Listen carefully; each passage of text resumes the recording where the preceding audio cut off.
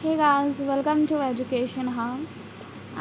Guys, today we are going to continue class 12th biology, and the topic we are going to do is one gene and two gene characters. So let's begin. So guys, आज हम लोग दो topics basically cover करने वाले हैं और first topic जो आज हम लोग डिस्कस करेंगे that is your one gene inheritance. ये एक बहुत ही इम्पॉर्टेंट टॉपिक है. मीन्स आज के दोनों ही टॉपिक्स बहुत इम्पॉर्टेंट है.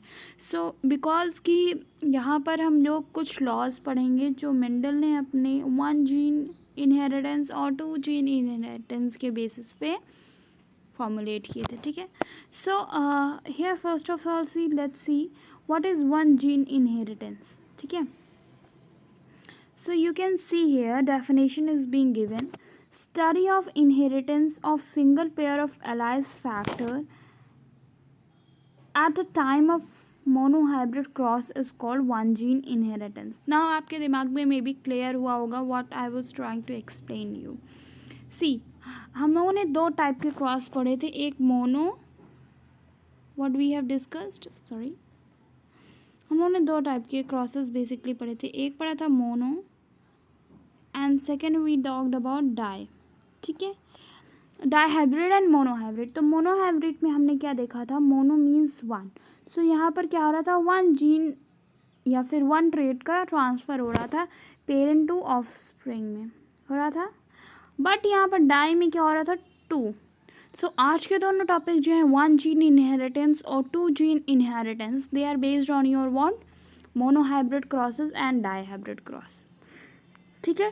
सो अगर आपसे कोई पूछ रहा है what is your one gene inheritance, तो आप बोलोगे at a time of monohybrid cross the study of inheritance of single pair of gene from parent to new offspring is called one gene inheritance. ठीक है. सो ये तो था one gene inheritance के बारे में थोड़ा सा इंट्रोडक्शन. नाउ इसके बेसिस पे उन्होंने कुछ लॉज दिए थे और पहला लॉ जो आता है that is law of dominance. ठीक है. पहला लॉ जो इन्होंने दिया था that is your law of dominance. And that what does this law of dominance says, let's see. ये यहाँ पे कह रहा है characters are controlled by discrete units called factor. ये हमें पता है कि फैक्टर या फिर आप कह सकते हो एक ट्रेट्स, एक यूनिट्स होती हैं जिनसे हमारे क्या होते हैं, कैरेक्टर्स एक ह्यूमन बीइंग में कंट्रोल होते हैं. सेकेंड चीज़ उन्होंने किया, factor occurs in pair.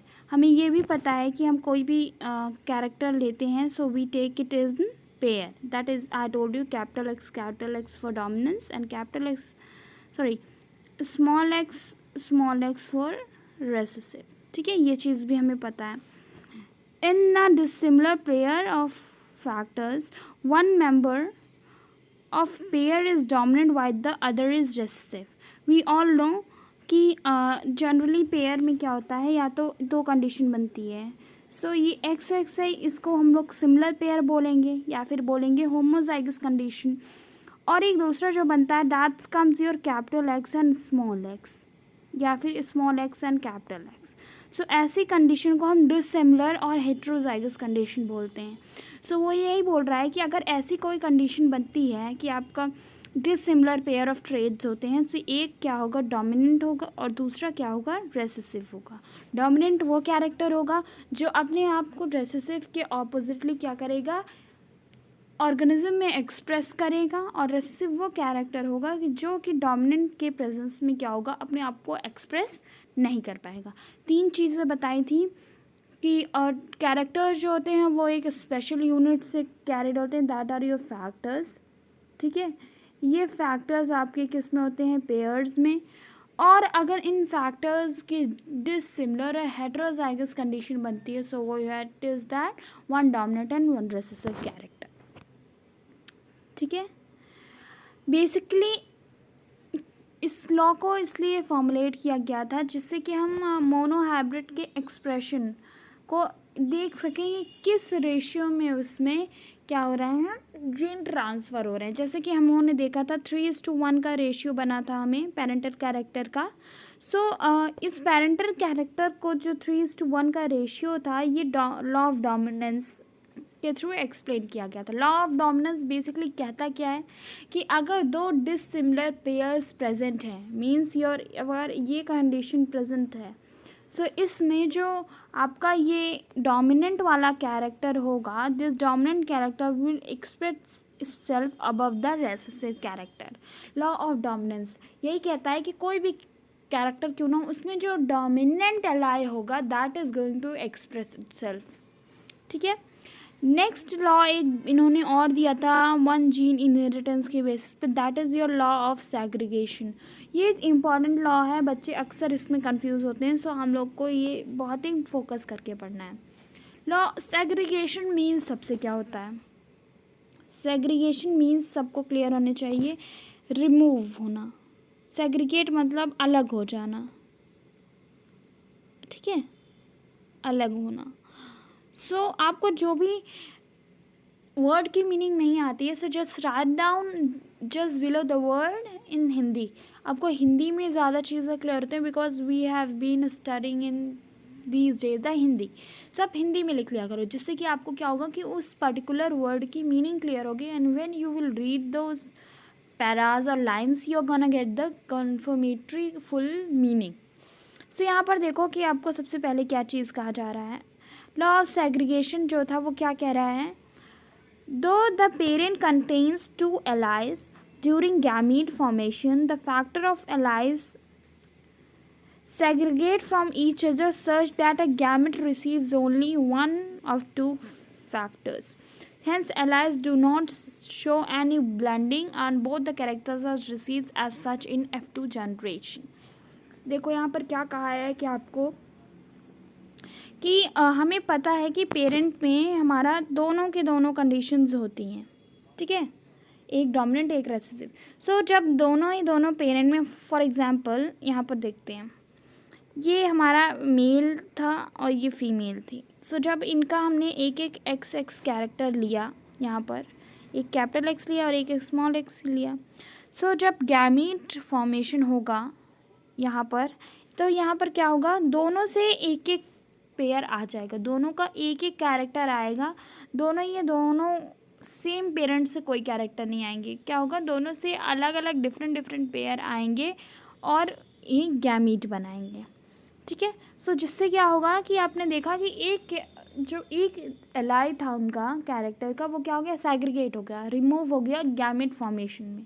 But जब हमने F1 जनरेशन में देखा कि हमारा एक एक कैरेक्टर आ रहा है, बट अगर हमने इसका फिर से क्या किया, F2 जनरेशन देखेंगे तो ये दोनों के दोनों कैरेक्टर एज सच कहाँ पे आ जाएंगे, आपके F2 जनरेशन में।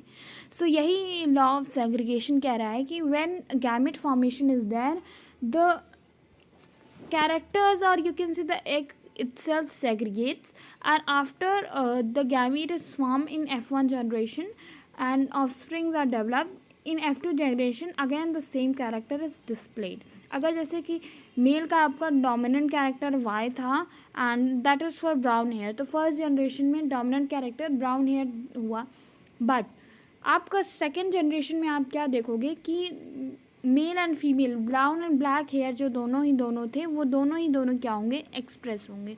सो that is what the law of segregation states you, ठीक है। यहाँ पर अब आता है two gene inheritance for you all. Two gene inheritance बहुत ही इंपॉर्टेंट है, इसलिए इसको बहुत ध्यान से पढ़ना। This two gene inheritance is related to dihybrid, ठीक है, डाई हाइब्रिड क्रॉस से रिलेटेड होता है, बिकॉज डाई हाइब्रिड क्रॉस में ही क्या होता है कि आपके दो कैरेक्टर्स या फिर दो जीन्स ट्रांसफ़र होते हैं। So let's see first of all here कि आपको क्या चीज़ें यहाँ पर बताई गई हैं, और डेफिनेशन वही होगी कि दो कैरेक्टर्स होते हैं उनके डाई हाइब्रिड क्रॉस के टाइम जो आपका स्टडी होती है कैरेक्टर्स इनहेरिटेंस की पेरेंट से ऑफस्प्रिंग के लिए, that is your what, two gene inheritance. अब यहाँ पर देखो आप, see here one law has been given to you, law of independent assortment. ये क्या कह रहा है, लॉ ऑफ इंडिपेंडेंट असॉर्टमेंट कह रहा है when two pairs of traits are combined in hybrid, segregation of one pair of characters is independent of the other of characters means ये कह रहा है कि जब दो कैरेक्टर्स को हम मिलाते हैं सो क्या होता है कि एक पेयर क्या होता है, सेग्रीगेट हो जाता है. बट ये जो सेग्रीगेशन का प्रोसेस है that is not dependent on any of particular. अगर ये वाला कैरेक्टर सेग्रीगेट होगा so it is independent of the small x character. ठीक है. सो यही है कि क्या होता है कि आपके जो गैमेट फॉर्मेशन होता है, ठीक है, independent of the other pair of character at the time of gamete formation. Gamete formation के टाइम जो आपका दूसरा पेयर होगा उस पर ये सेग्रीगेटेड पेयर का कोई भी डिपेंडेंसी नहीं होगी. अगर मीन्स कि वो एब्सेंट है तो कोई भी क्या नेगेटिव इफेक्ट देखने को नहीं मिलेगा. It also gets randomly arrange in the offspring produce during parental and new combination of characters. So ये कह रहा है कि ये जो कैरेक्टर्स आपके होते हैं इनमें से जो सेग्रीगेशन होता है that is not dependent on any of them. It is not dependent on each other. It is independent process. ठीक है. और जो ऑफस्प्रिंग बनेंगे मे बी, अगर ये ऑफस्प्रिंग आपका बन रहा है सो क्या होगा कि मे बी इसमें ये जो आपका सेग्रीगेटेड कैरेक्टर है पेरेंट्स से वो रीअरेंज हो जाएगा. तो that is what it is saying to you.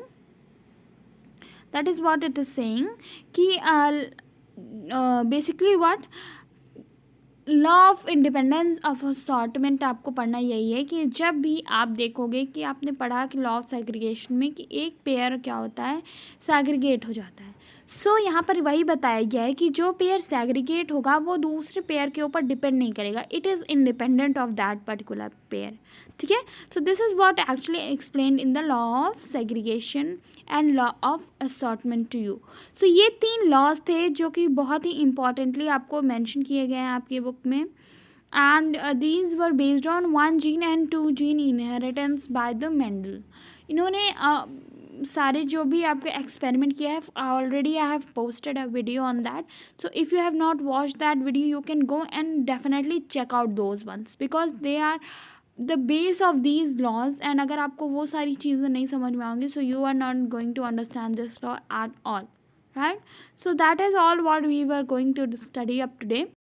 So that's all guys. Thank you so much for watching the video. If you like the video, hit the like button and also do share and subscribe to my channel.